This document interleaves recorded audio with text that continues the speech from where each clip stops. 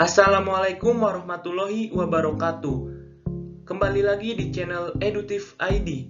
Pada video kali ini, kita akan membahas tentang tes wawasan kebangsaan, yang mana terdiri dari 5 soal. Jadi, dengarkan baik-baik ya teman-teman. Langsung aja ke soal yang pertama.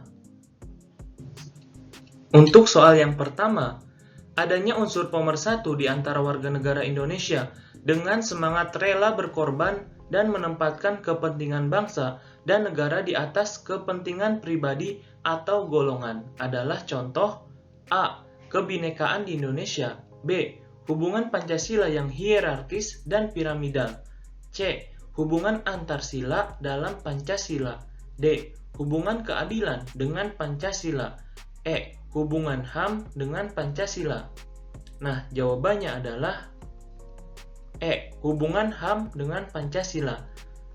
Kenapa sih?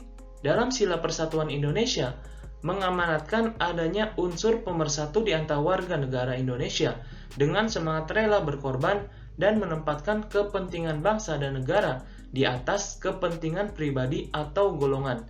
Jadi ini termasuk butir pengamalan Pancasila yang ada 45 itu.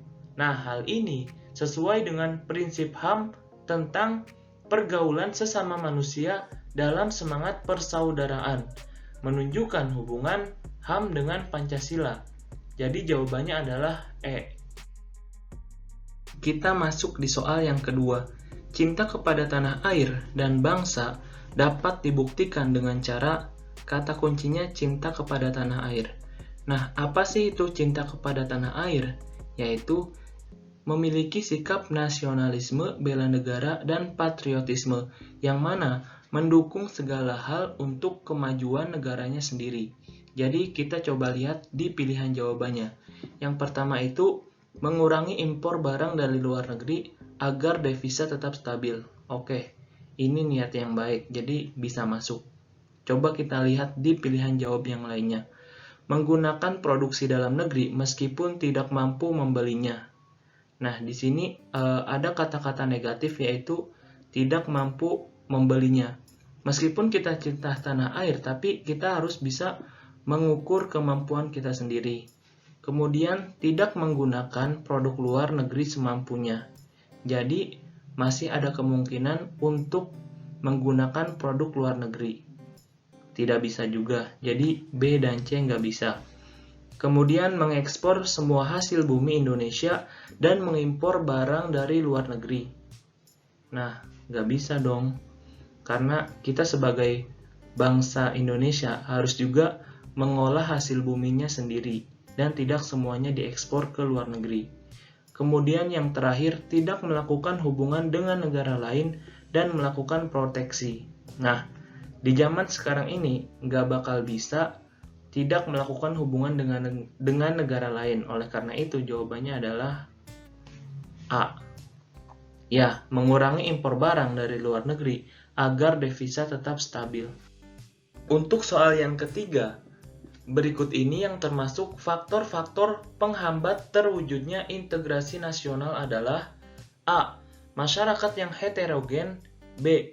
Wilayah negara yang luas. C. Sikap ramah dan gotong royong. D. Sikap toleransi dan empati. E. Ketidakmerataan dalam pembangunan. Nah, jawabannya adalah E. Nah, apa sih itu integrasi nasional? Kalau kita lihat dari Kamus Besar Bahasa Indonesia, integrasi memiliki arti pembauran sehingga menjadi kesatuan yang bulat dan utuh. Jadi, proses menuju persatuan dan kesatuan, khususnya di Indonesia. Kalau kita lihat di pembahasannya, kenapa jawabannya E? Karena ketidakmerataan dalam pembangunan akan menyebabkan kecemburuan atau ketidakpercayaan terhadap pemerintah, yang mana berdampak terhadap persatuan dan kesatuan. Contohnya, terjadinya gerakan separatisme untuk memisahkan diri dari negara. Nah, biasanya gerakan separatisme ini dilandasi oleh rasa kecemburuan karena ketidakmerataan dalam pembangunan. Untuk soal yang keempat, Berikut ini yang bukan merupakan keuntungan diberlakukannya otonomi daerah adalah A. Menumbuhkan prakarsa dan kreativitas, meningkatkan peran serta masyarakat, mengembangkan peran dan fungsi DPRD. Yang B. Pemerintah daerah akan mendapatkan kesempatan untuk menampilkan identitas lokal yang ada di masyarakat. C.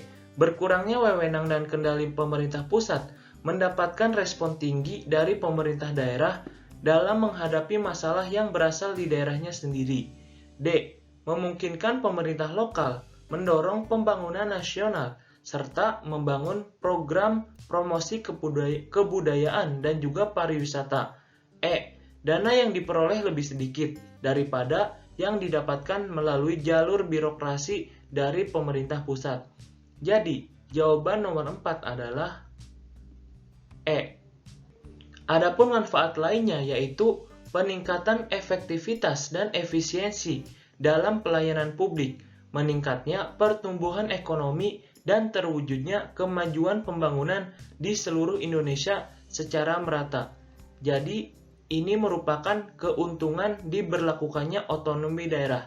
Tapi yang ditanyakan adalah bukan merupakan keuntungan. Jadi jawabannya adalah E.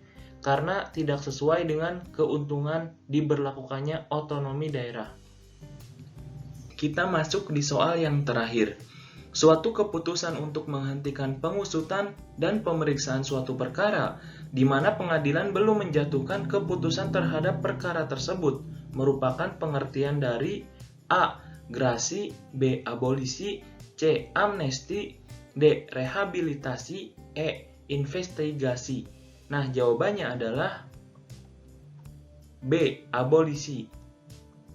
Ya, pengertian di soal tersebut yaitu abolisi.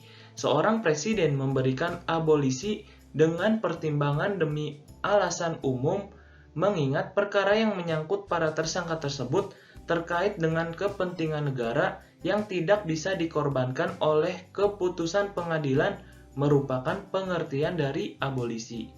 Untuk video kali ini, kita cukupkan dulu ya. Jangan lupa untuk share video ini untuk meluaskan kebermanfaatan dari video ini. Terima kasih yang sudah menonton video ini. Semangat menuju CPNS 2021.